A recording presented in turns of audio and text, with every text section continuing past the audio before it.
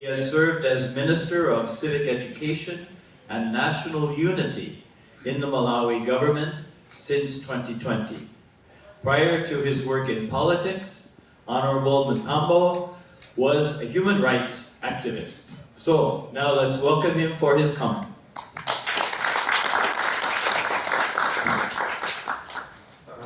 Thank you so much, our moderator, esteemed peacemakers and ambassadors. I bring you fraternal greetings from my beautiful wife, Sally, who is the mother of peace, freedom, and justice. It's such an honor to be given an opportunity to comment on a presentation made by an accomplished peace expert, Dr. Francesco Raja Anna.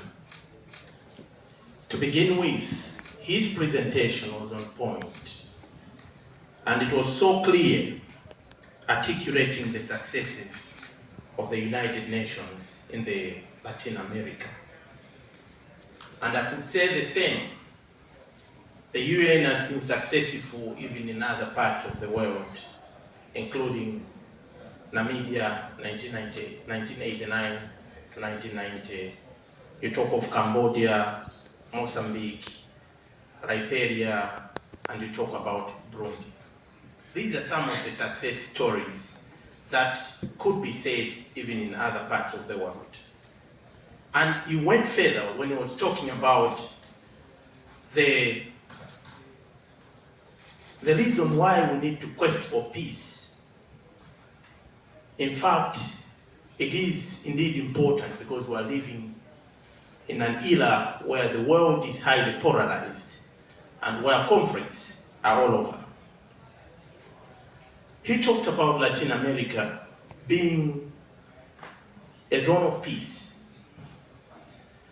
And later on, as we go in the presentation, when you look at slide number 7 and 19, he also talked about the contradictions when he basically highlighted some of the challenges being faced, probably the context when this was being declared as a zone of peace.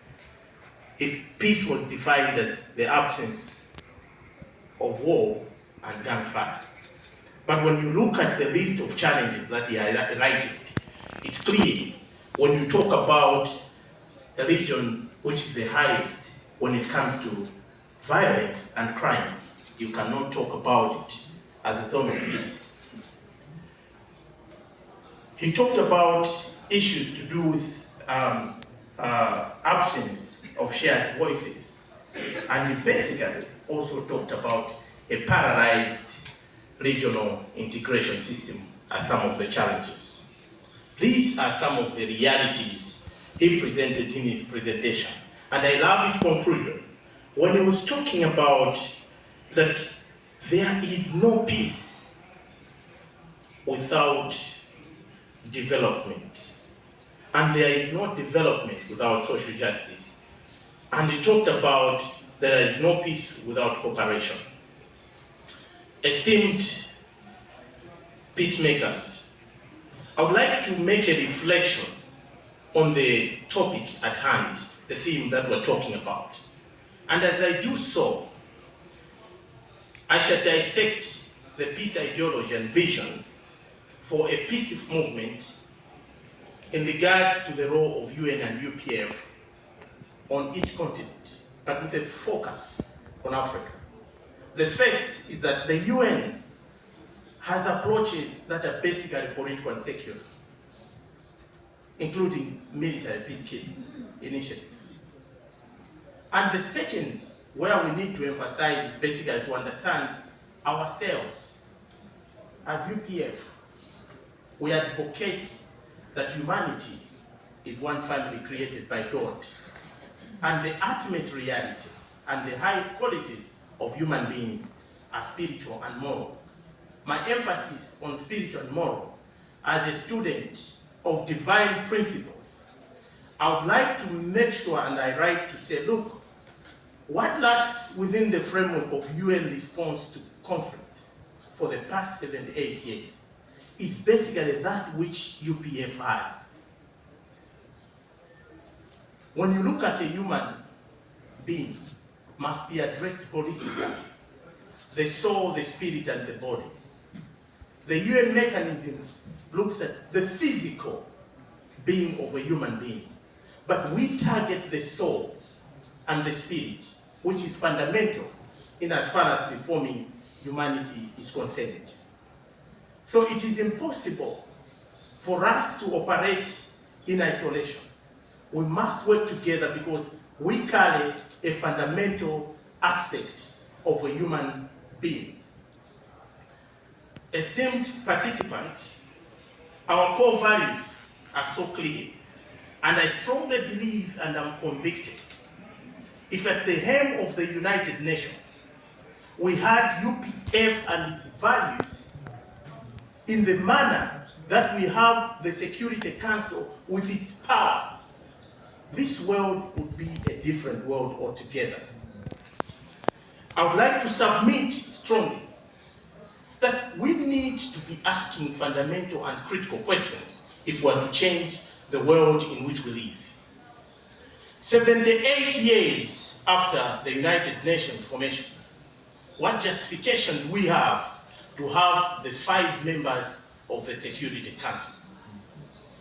African nations and nations from the South have been crying for their membership. Why are we not reforming?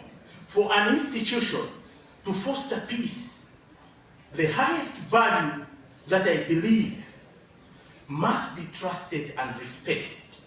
For the UN to be trusted, it must be transparent, open, accommodative, and accountable. So we are talking about how best we can move forward. One of the challenges that I want also to bring to your attention is lack of independence and neutrality. There is a growing concern that the United Nations is at times susceptible to manipulation by powerful members, thereby functions like a proxy entity, bias, for instance, on the ICC reference. While when you look at the perspectives that the UPF would bring there, you would agree with me that a global perspective that focuses on family unity as a change agent, when we have united families, united communities, united nations, for sure we shall achieve world peace. I know that my time has run out. Sometimes you might have a longer comment than the actual presentation, because if the presentation is good and provoking, it might influence you to give a proper comment. So let me just conclude with some of the few points.